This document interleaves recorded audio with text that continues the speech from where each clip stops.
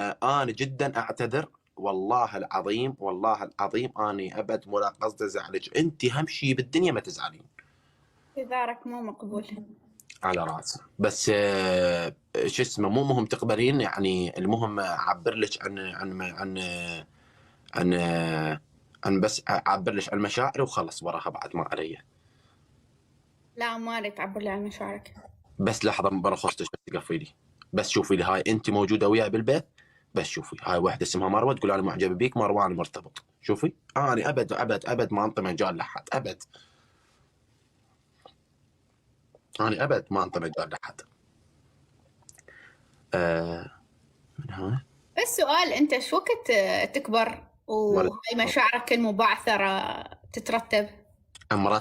مرتبه مشاعري كلها يمك، انا اطلع ويا بنيه ما ادري شنيه، المتابعين يقولون حسام بالك وين، اقول لهم يا بنية. مرحمه. انا هنا اصعد ويا بنيه، المتابعين كلها تقول لي حسام بالك وين بالك وين، اكو ناس من عندهم يعرفوني حيل شو يكتبون يا مرحمه يا مرحمه يا مرحمه، يعني حتى الناس قامت تعرفني، لما اصفن يدروني سديت البث بدون وعي بدون وعي، وجيت ما احس نفسي الا انا يمك، شلون ما ادري قلبي اخذني، قلبي جرني هيجي، قلبي جرني منه، قبل وداني البثك، انصدمت لما ضحكت انا ناوي ادز واحد، راح عن اسدين، انصدمت انا ابد يعني، بعدين حسيت سمعت صوت الاسد من صاح هيجي، انا بعد ما اتحمل، قبل صحيت لقيت نفسي يمك شلون ما ادري.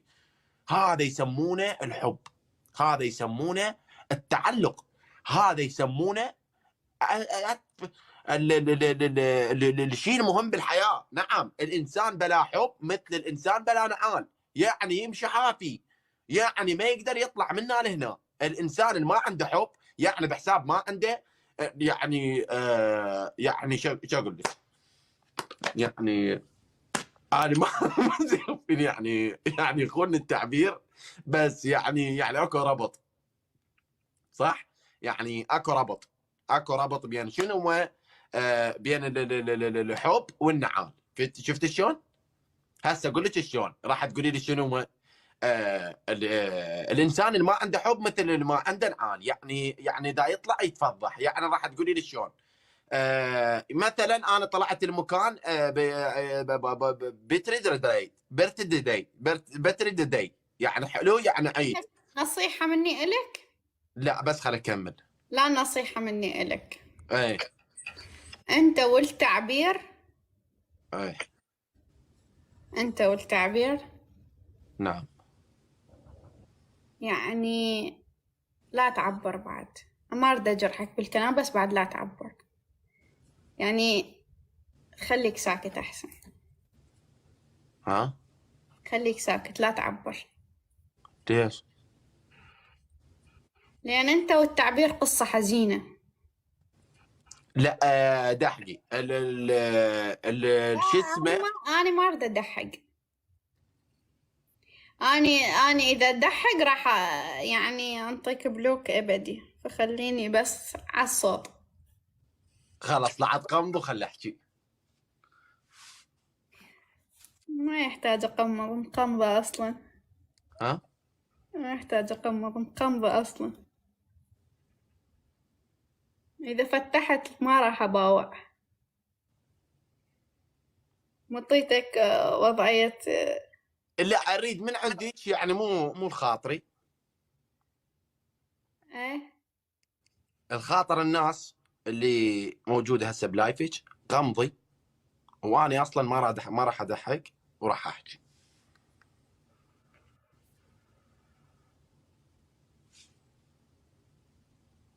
ها يعني أغمض عيوني وأنت إيش راح تسوي؟ وانا احكي وانت تسمعين بس الصوت. لا، ما راح أغمض عيوني، راح أسوي هيك. اي خلاص لا ترفعين راسك. لا تخسي، شلون ما أرفع راسي؟ أرفع راسي، أنا عراقية. لا، لا راح بس أرفع عوفي لنا عيوني. الوطنيات على صفحه فدوا قلبك.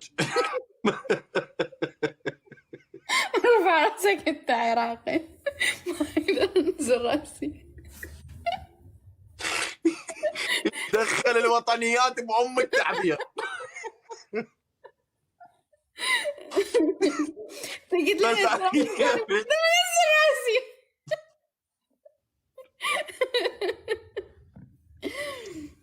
راح اغمض عيوني. يلا. موسيقى حزينة تبكي. الحجر ما يبحث. يحتاج لك انت كلامك وحده يبكي الشعوب العربية كلها. يحتاج تعبيرك يلطم بالزاوية، ما يحتاج الموسيقى.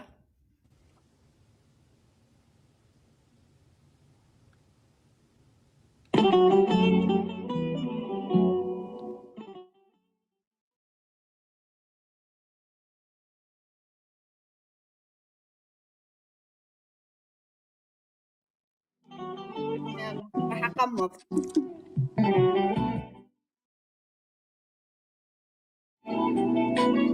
انا من اول لايف صعدت وياي انتي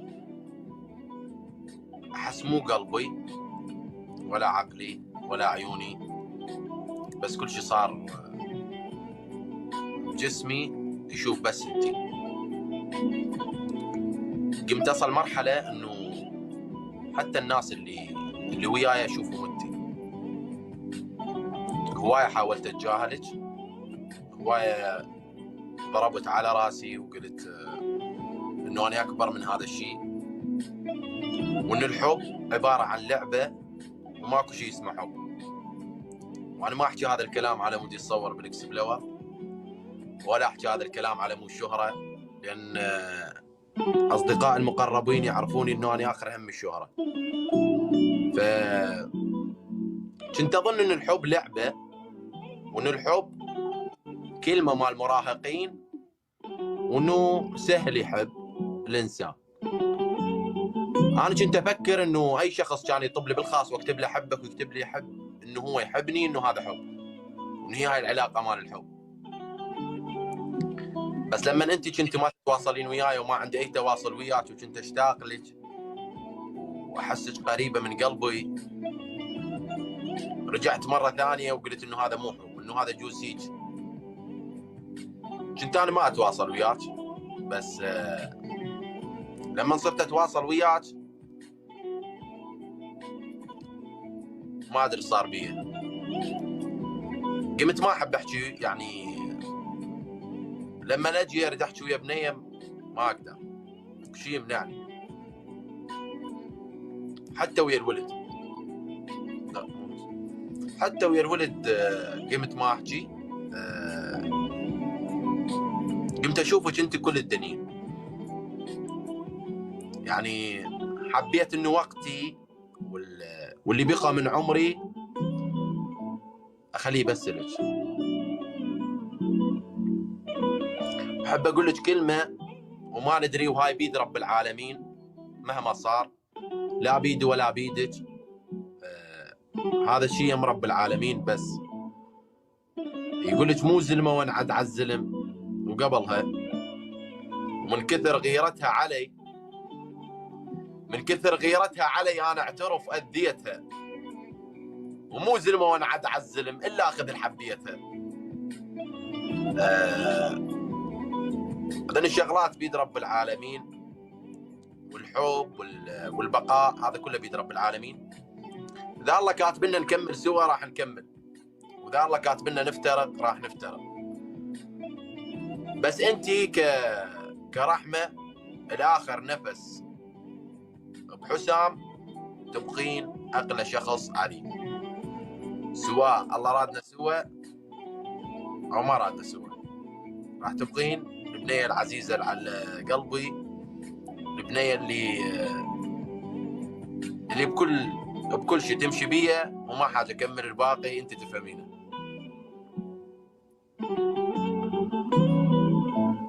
وجهك وجه الطفل، وجه البنيه الجاهل الصغيره، الطفله الدلوعه الحلوه. احلى شيء يلوق عليه هي البسمه. ان شاء الله اشوفك طول عمري وانت مبتسمه. ان شاء الله الدنيا بعمرها ما راح تتعبك مره ثانيه. مبين بعيونك الدنيا قاسيه عليك. كل انسان يتعرض لمواقف، بس لازم يجي اليوم اللي يكون متونس بيه. اذا الله انطاني عمر بالنسبه للدنيا ما اخليها تقسى عليك مره ثانيه. الله يحفظك يا رحمه. شكرا لك من القلب، شكرا من القلب.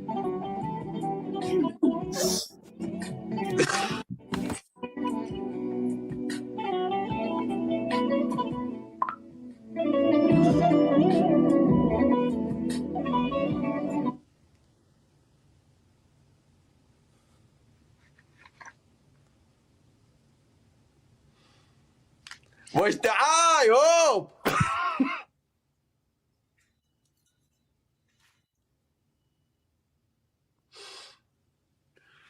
والله ما شاء الله.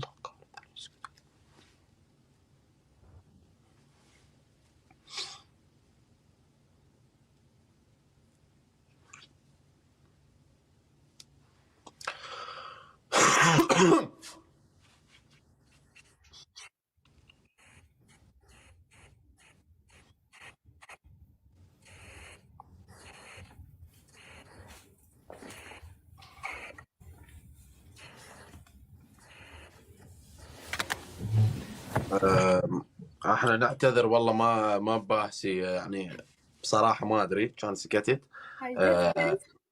ها ايش احس؟ احس بالسعاده. وانا قلت لك يعني وصلت مرحله يعني قمت ما اتجرأ اراسلك، يعني حتى اللي اراسلهم اكثر شيء يعني تصور البارحه اني بالليل اني داز رساله النور مدريد كاتب له دز له صورتك، يعني تخيلي. يعني قمت يعني صارت حياتي عباره عن بنيه وحيده بحياتي، وباقي الشباب يعني اصدقائي، يعني اخوتي ذولا.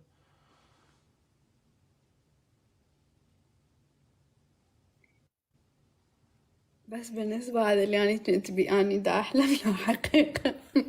لا حقيقه والله، حقيقه شباب دزوا لي صوركم، مشتاق لكم على سناب.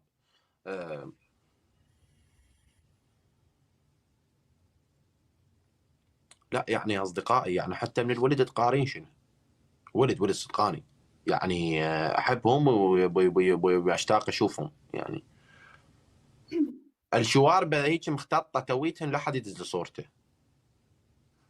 يعني. هذا الكلام كان بمناسبة شنو؟ ما هذا الكلام شنو بمناسبة شنو؟ انت ليش حكيت هيك هسه؟ لاني مفروض احكي هيك.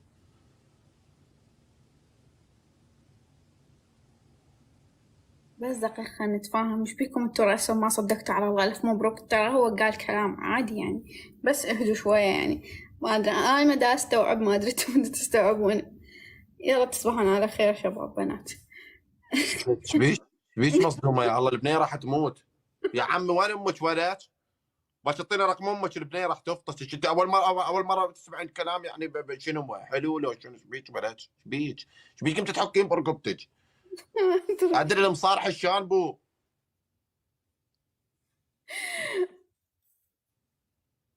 شو اعترف له؟ ايش تكن تعترف لي؟ ما ادري الكلام، ما ادري شلون تصفط. الله مكنه وصفط بحد. اقول لك انت ايش فيك اليوم؟ شو مو طبيعي؟ يا ول الله مكنه خو سولف السوالف. انت منو قال لك تقول هذا الكلام؟ يا ولد ما ادري اني هو طلع من حالقه بعد خوش سوالف بعد عليش تسموه العالم تعلق تقول لا تخرب. انت ليش تخربين؟ اسمه كلام حلو طلع فدوى قلبك. حتى التليفون وقعته قامت ما تشوف المره خرب عينك. بيك يا ولا ارتخيت ايش بيك؟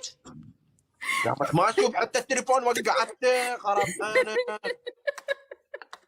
كلام من نص قلبي هذا، من قلبي. ما عندك شوارب عادي، تعال انس حبيبي اذا عندك عضلات دز صورتك. كذا حتى التليفون ما تعمل الصدمة. يا بالي شنو ما التليفون وقع ما تقش بيك تخرب عينك. الشغله هاي.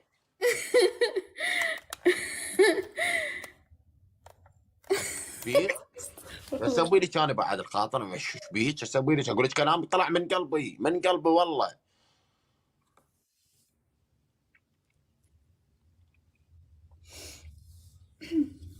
خلي تصارحني، مو ضروري تصارحني، انا ما انتظر بنيه تصارحني، انا المهم اللي بقلبي. ايش بيك ارتخيتي قمتي ما توجدين، قمتي ما تشوفين اصلا، ايش بيك؟ هدي ايش بيك؟ لا ترى كنا حاليا بحالة صدمة يعني، مو بس اني، انت نفسك بحالة صدمة. لا انا ما مصدوم، فدوى اقول لك قلبك، انا عندي انت ثقه قامة تحت انا. التهديد شي. ها انت يلا شلون قامة راح تحت ابحر التهديد. اجيب العيد زمان بعد ما اتحمل. انا بعد ما اتحمل، لا تقولوا لي بعد ما اتحمل راح اجيب العيد.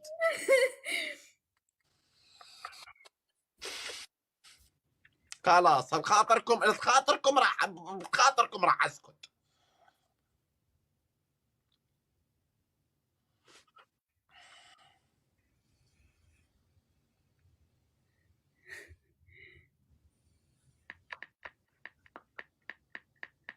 انت زين ليش خليتني اغمض؟ على مود احكي براحتي. ها. ها لا على مود يعني مو اكذب، يعني على مود احكي براحتي يعني. هذا انتي.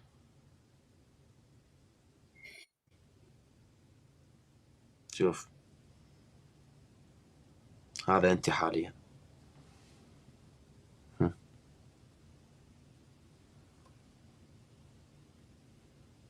شنو هذا العصفور المنتوف؟ لا هذا مو عصفور، هذا كناري يسمونه. وهذا شعرك الملولو.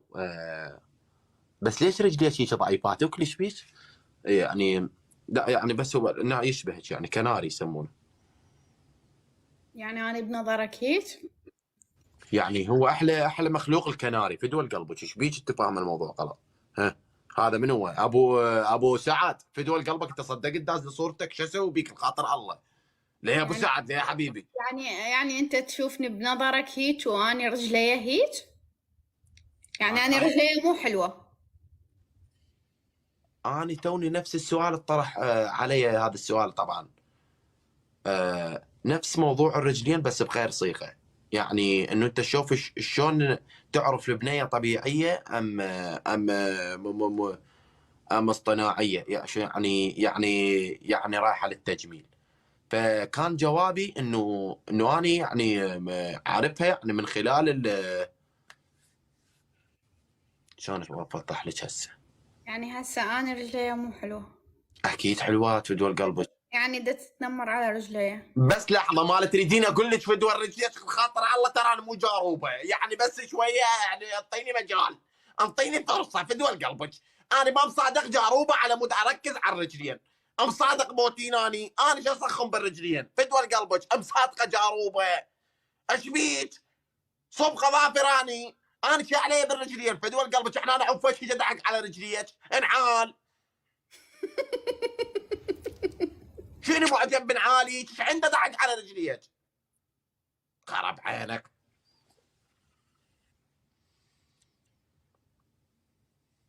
اقول لك ايش فايت لك انت لو بوتين؟ هو انت الطول تصير بوتين؟ انت ايش فايت لك اصلا تصير بوتين؟ والله يا الله. تدري ايش لازم هذا بوتين الما عاجبك؟ شنو هو؟ بوتين الما عاجبك تدري ايش لازم؟ ايش لازم؟ لازم الكوكب. شنو لازم الكوكب؟ بوتين. هذا الما عاجبك تقول اني مو بوتين، ايش فايت؟ ايوه يا ولا فكرت انك تحكي على قندره. انت لو بوتين اكضك بداية وبسنوني واكضك من كل مكان. شوفوا شباب، دائما احنا نفهم الموضوع غلط ونستعجل بالقرارات. فايت لي ايش فايت لي انت بوتين يوم انت تقول فديت. لي انت بوتين. يوم فديت البوتين. عيني.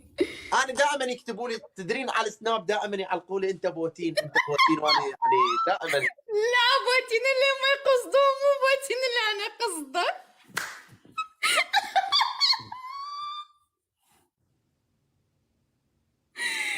اني بودي لنا قصه اقول لك فدوى قلبك، بس تعالي بس مره اختي. امانه الله ما تجين رحمه. احبك احبك احبك احبك. ارتاحت علي؟ يلا ارتاحت حبيبي؟ وينك فاطمه؟ ارتاحتي؟ قلت لها احبك، يلا ارتاحتي؟ هسه ارتاحت؟ انت فدوى قلبك. وعلي النعام ارتاحت؟ هسه قلت لها احبك، انت ارتاحت؟ يلا فاطمه قلت لها احبك، يلا ارتاحتي؟ شوني شك، قولي لي احبك، قولي لي احبك، قولي لي احبك. يا اخي شو تريد؟ شو تريد؟ شو تريد مني؟ ارتاحت وهسه من قلت لها؟ يلا. اخ يا الله. بيكم؟ انت ليش هيك رأسا يدفعوك؟ ما تخلي عندك قوة شخصية؟ ليش عندي ثقة بيهم، هم عندهم ثقة بي. هسه زين عليك من دفعوك. لا هو انا عندي ثقة بيهم وهم عندهم ثقة بي، فمستحيل يعني واحد يوقع الثاني، يعني لو نقع سوا لو نقف سوا. انتوا كلكم طشر الحكي هسه. لا مو جربنا يعني قبل شوية هم حكينا نفس الحكي ويا بنية ثانية. هلا شاي الشاي الشاي.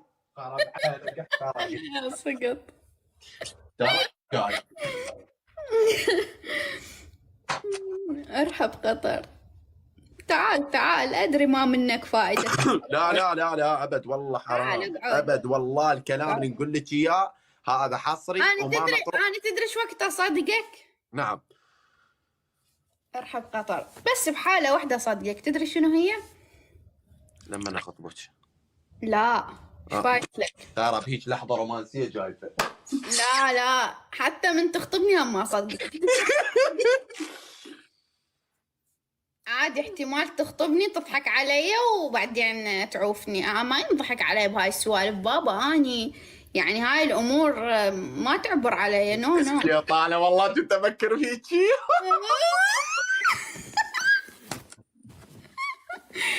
هاي ايش فيه؟ صدقين انا كنت افكر اجيب نور مدريد ومحمد مشهداني وهذا اسد وما ادري شنو ولدي علي. واقول لك دول ولد عمي. ما يعبرن علي وش طاب. نور مدريد هاي الخطه الداز لي اياها طيح الله حظك. اللي هي تقول لي على اساس انا ابن عمك وراح اخطب لك اياها. هاي سوالف مال 2008 وش طاب، احنا بال 2023.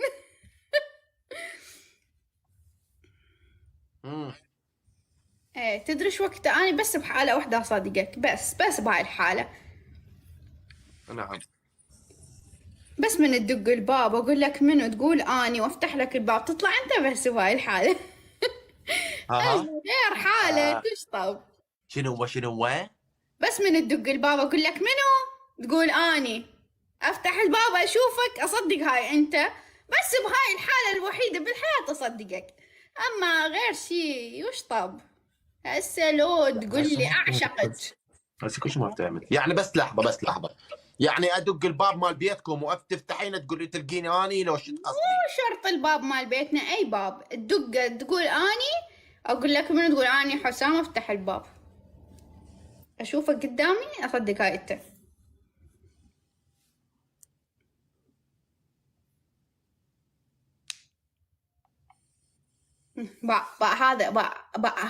هذا الذكي يقول لك يعني تريدك بالبيت.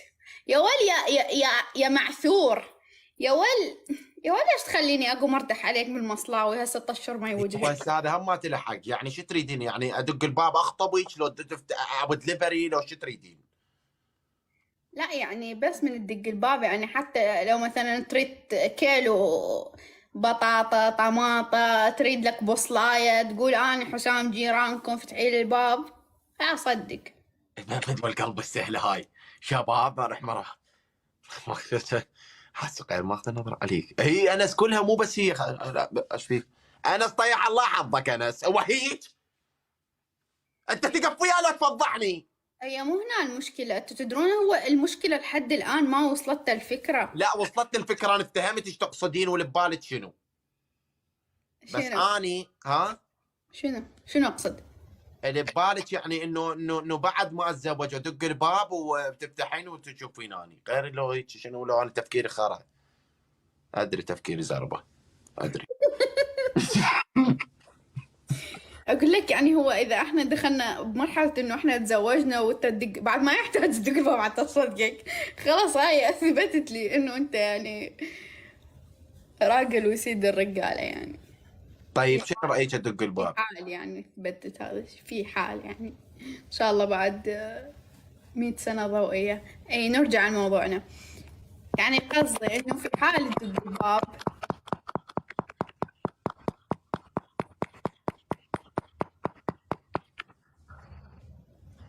ما تقولين لا منو؟ اقول لك احنا بالتيك توك مو بالبيت. يعني احنا هنا احنا هنا مو جيران يعني احنا هنا فاتحين لايف يعني.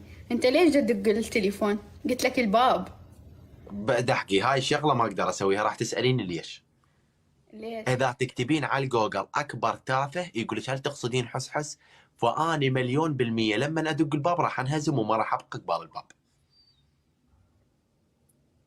يعني انت لما تقولين منو راح تلقين الباب مفتوح وانت راح تطلعين راسك وانا خاتل بالركن ودحق عليك ولما تطبين ارجع ادق الباب النوب، وهكذا اظل الليل.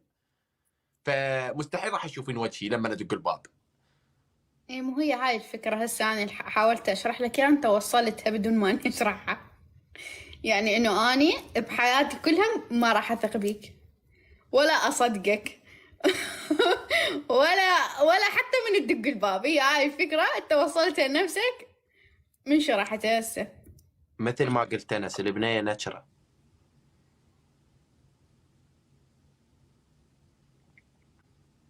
ما معناه نكره؟ نكره وهي ليست نكره كما موجوده باللغه العربيه، انما هي كلمه عراقيه اكتشفها العالم سكورسبان 10 مع درنفيس فاحص وبلايس، وكذلك الشطب الرمان وحبل الهدوم. اتفق على كلمه نكره حسام العالم الكبير سكورسبان 10، وهي تعبيرا عن النكاره.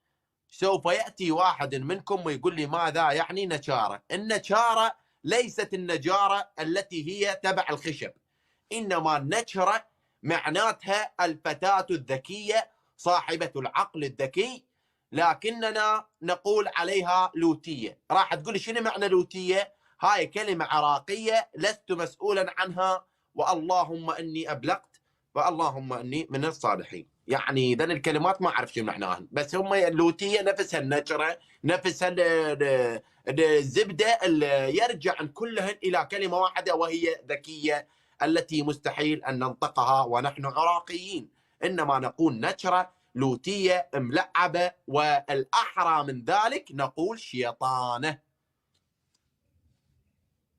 او قرده. لا يعني هاي القرده انت بعدش ما وصلت، يعني هاي القرده يعني انت تعرف كل شيء، يعني مو قرده يعني بشكلها، انما تعرف كل شيء. اقول لك تعرف تطبخ؟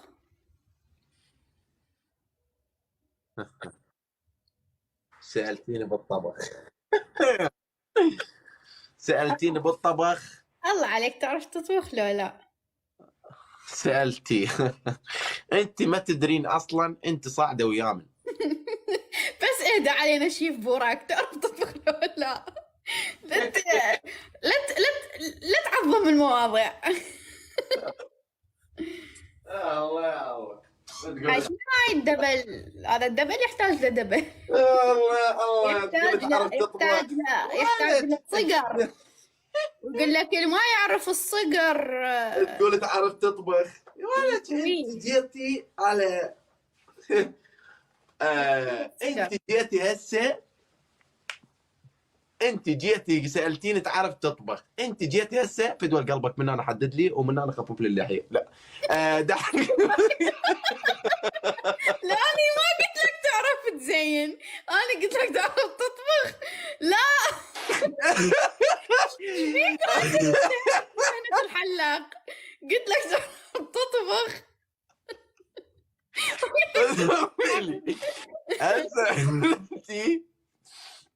انت جيت على الشخص الصح. شيف بوراك، تدرين شيف بوراك اللي هو ذاك اليوم قام يبكي ليش؟ ترى ما بكى على ابوه، تدرين ليش بكى؟ ليش؟ لان انا سويت مخلمه. هو بتشيلين انت سويت مخلبة؟ لا، كان واقف يمي وحطيت البصل بعيونه دموع نزلن.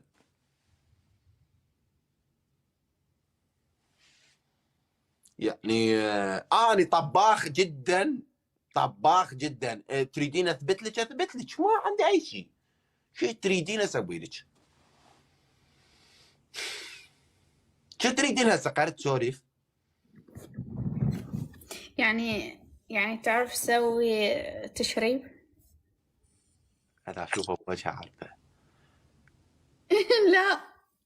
لا اي اكيد اعرف اسوي لا. تشريب. اكيد اعرف اسوي تشريب. فدول قلبك مو انت نظرتك يعني كانت كلش رومانسيه، فقلت حساب فوت هاي النظره. فدول الله شوف الاسد ها ليش انا تحطتنا على الطاقيه هاي صورتي. لا دحقي. فدول قلبك شو تريدين انا وياك؟ اعرف اسوي تشريب. شو تريدين النوم؟ تعرف تسوي بامية؟ ها؟ تعرف تسوي بامية؟ لا هذا ما تسوينه، هذا يجي جاهز. هسه شوفك يا لحظه مرخصتك.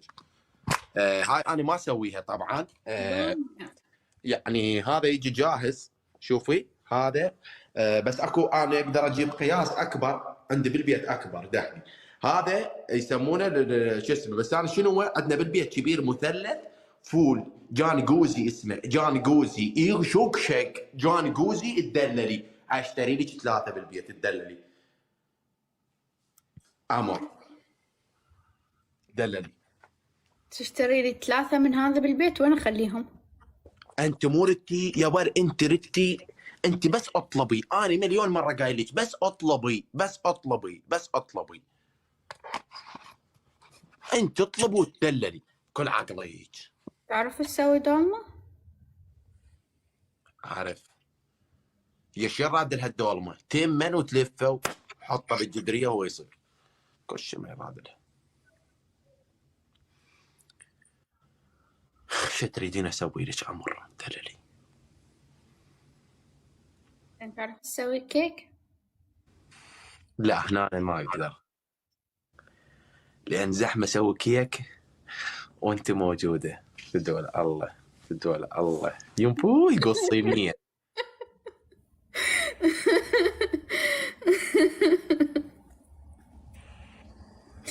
لا لا لا، دا يتحسن. دا يتحسن شباب. دا يتحسن اخلاقه ومشاعره كلها جاي تتحسن. احلى شيء بالبنات يصدقن.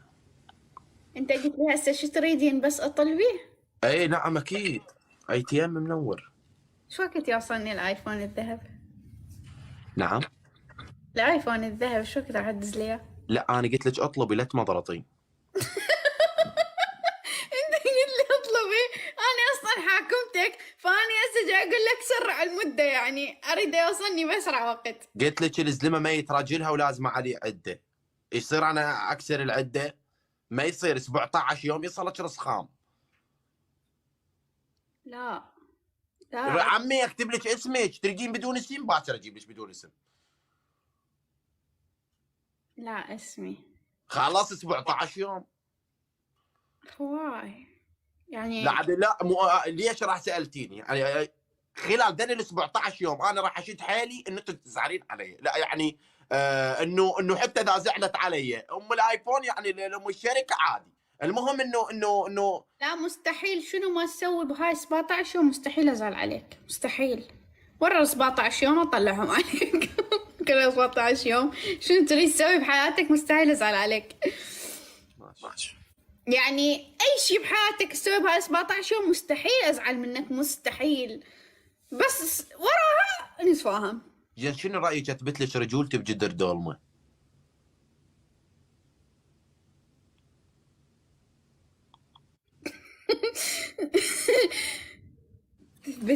تثبت لي رجولتك بجدر دالمة؟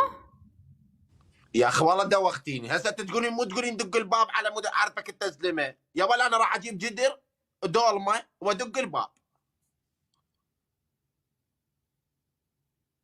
يعني بعد شو تريدين اكثر من هيك الخاطر الله؟